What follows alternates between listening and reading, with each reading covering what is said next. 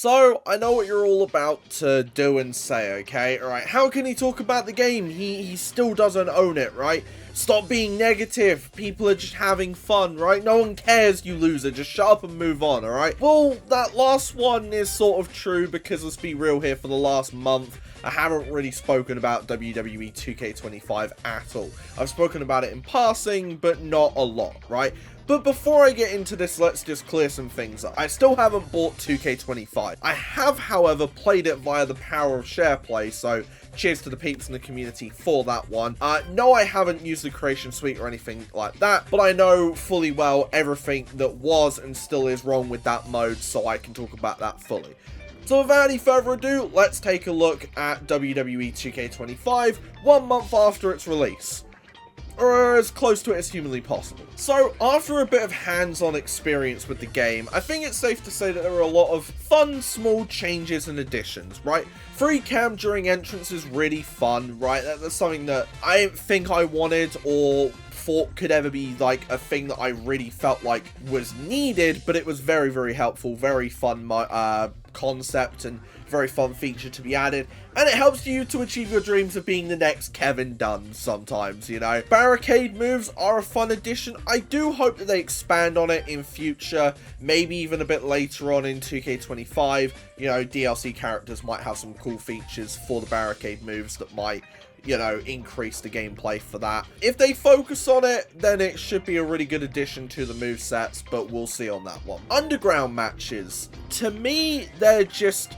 okay, right? The concept is good, and I reckon that when people aren't just playing to have a fun time and are actually cooking, so like, say for example, highlight reel, e-feds and whatnot, we'll see the true limitations and uses for this arena, this stipulation, the fact that there are no ropes and whatnot. There is a lot of fun to be had, but I feel like it's one of those ones that loses itself a little bit the more you play it. Backstage brawls still feel somewhat the same. The new arenas are fun, but I feel like you can really only get so much use out of them before they just feel like any other arena you might have. It's one of those things where it's like, you can't really improve on it too much. It's just backstage brawls. It's a bit of fun, isn't it? In all honesty, I do think that they have added some fun features and expanded on ones added in recent games, which always something I have to give props for and give credit for. But are these changes, are they really worth the £80 to £120 charge? Now, for me personally, I'm not going to get into it just yet, but that's really up to the individual to decide. So, now that I've spoken about a lot of the fun things, we do need to just get this out of the way, okay? The Island and My Faction. Modes that have divided the community both metaphorically and literally as far as community creations are concerned. I'm always going to be against modes that are heavily linked to the grind and microtransactions, especially in a yearly release model. Just the idea of spending a bunch of money knowing that next year that money was spent for nothing, but, you know, except for like a few months of being able to use a new rock model, has never sit right with me, and is why I've become so critical of this franchise, because of the fact that these modes aren't just present, but they're clearly becoming the main focus of this franchise. My Faction looks like it really hasn't changed all that much. You can add new features and such to make it look exciting and appealing, but at the end of the day, it is just still a grind or spend money mode on a game where that time or money goes to waste a year later. Now, whilst I haven't played the island, from what I have seen, it feels very soulless. I haven't touched the mode, like I said, and I'm not gonna lie, I don't really want to either. But to me, you know it's a rough mode and has no real appeal when all the content creators made content for it, maybe once or twice if they actually did make content for it, before moving on to what they typically do with these games. I think whilst the premise of the island did have potential, the idea of locking hairstyles and whatnot behind the mode was the straw that broke the camel's back for me. The way I want you all to think about this, right, and to just think about this from an unbiased standpoint one way or another. This company already gets £80 to £120 out of you, and then they want more out of it. So let's have not one, but 2 modes that allow you to spend extra money to gain either cards or stats for a mode that you're only going to use for 1 year. They don't even carry on to the new game. And I'm gonna be real, if you don't see the issue with that, I don't think anything I can say or do will ever explain it to you, and I'm just going to be completely honest. And I'll be real, these modes, they're the future of these games, right? They're going to lock more and more behind them, they're going to make the grind more and more tedious, and people can make their decisions on if they still want to put that time in year after year, and then do it all again when the next game comes out. That is entirely up to you to decide. I'm not gonna lie, you are incredibly lucky that I waited to review this, because otherwise, this would have been the part where I completely crashed out, alright? On launch, and I don't care if people go, oh, but day one was technically the 14th. No.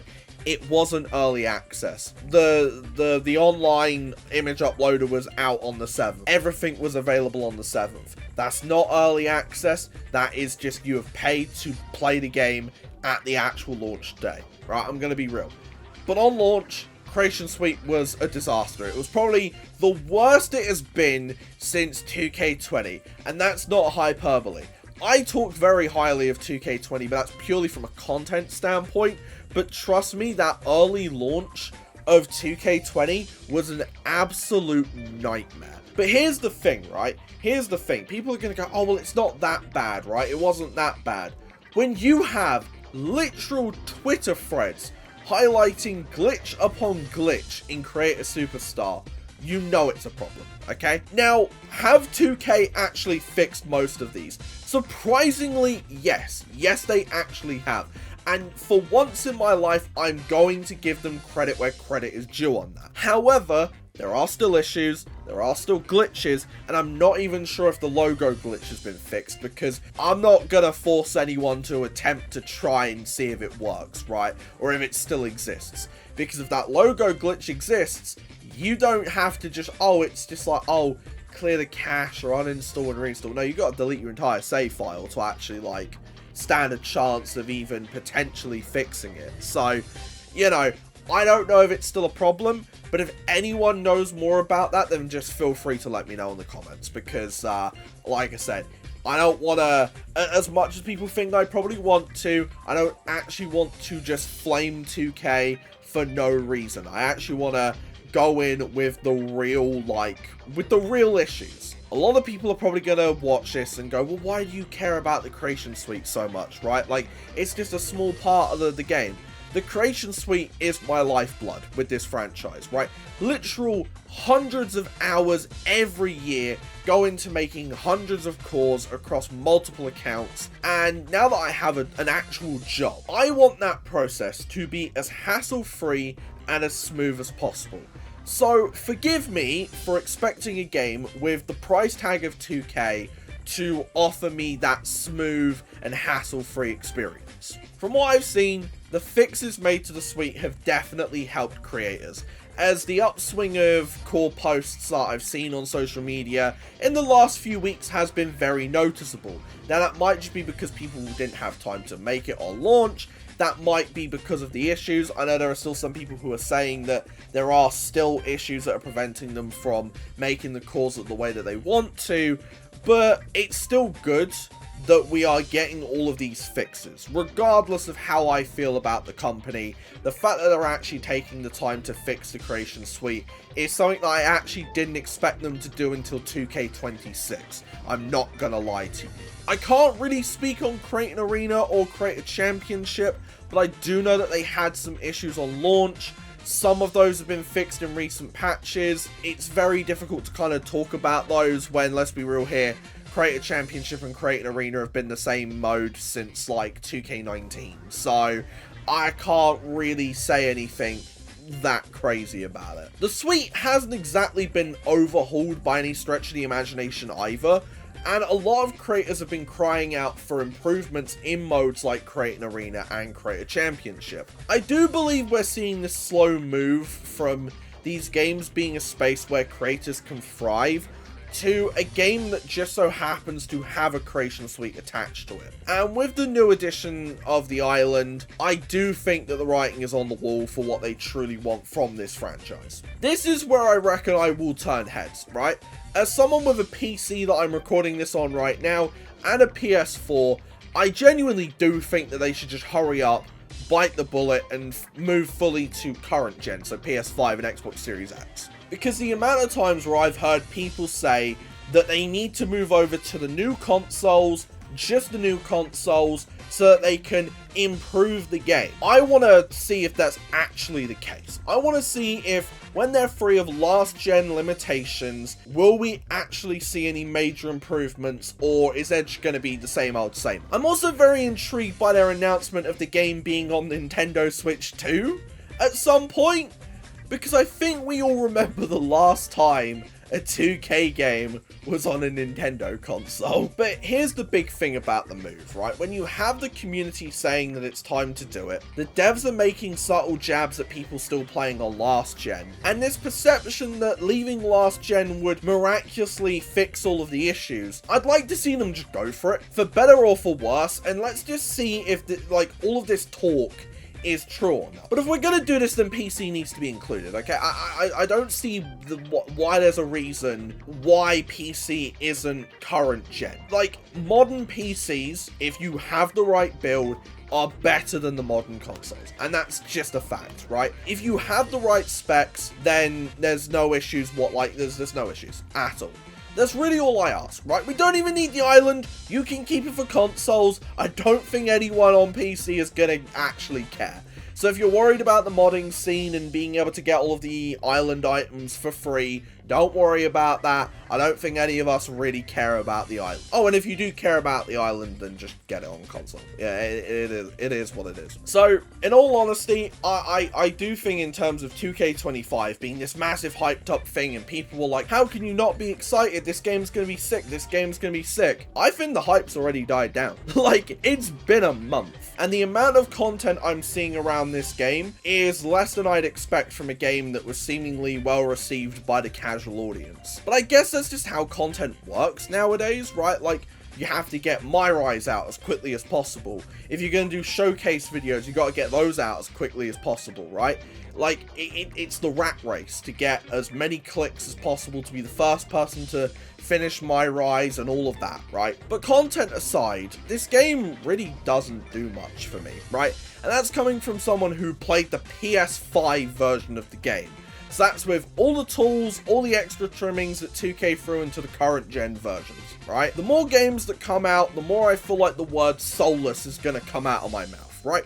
Everything looks good visually, the UI looks nice and clean, the menus look nice, like the game runs pretty well, the gameplay feels smooth, it feels like it's felt for quite a few years now, and that's completely fine. But when it's time to actually like get in, lock in and play the game, it just feels a tad lacking for my liking, right? And I think that's completely fair to say. If you were to ask me, should I buy the game? Especially with 2K currently doing a 25% off deal for anyone with 2K24, I think I would still say no.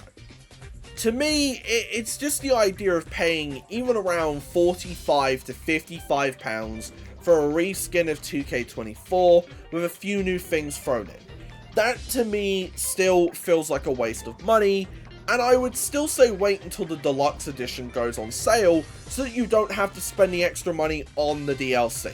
Because I'm going to be completely real, the DLC is the only reason why people play past the first month if you're a casual player of the franchise. Is the game all bad? Of course not, alright? Let's be completely nuanced here.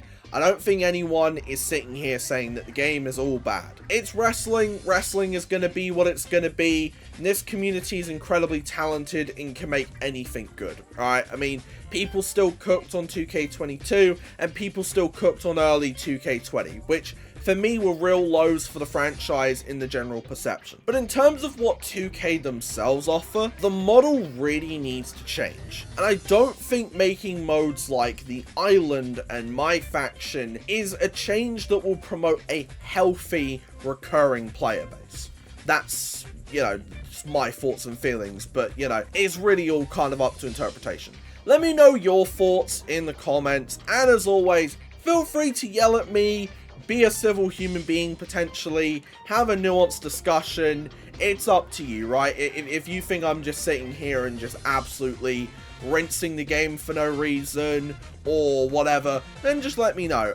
Click here for more wrestling think pieces, and YouTube really thinks you'll like this video if you've already seen all of them, so maybe consider checking that out. See ya!